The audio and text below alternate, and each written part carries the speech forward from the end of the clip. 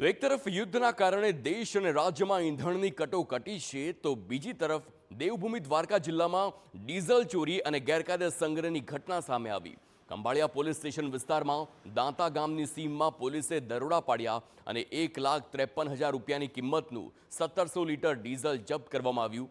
80 લાખની કિંમતના 4 tanker, truck, diesel સહિત કુલ 81,53,000નો મુદ્દામાલ કરવામાં આવ્યો છે જપ્ત। અને તપાસમાં સામે આવ્યું કે અલગ અલગ કંપનીના પેટ્રોલ પંપ માટે ડીઝલ પરિવહન કરતા એ ટ્રક ડ્રાઈવરો અને પેટ્રોલ પંપ સાથે છેતરપિંડી કરી ડીઝલની ચોરી કરતા હતા અને આ ડીઝલનો જથ્થો મહેન્દ્રસિંહ નામના શખ્સની વાડીમાં સંગ્રહ કરવામાં આવ્યો હતો અને બાદમાં ડીઝલનું છૂટક વેચાણ કરાતું હતું।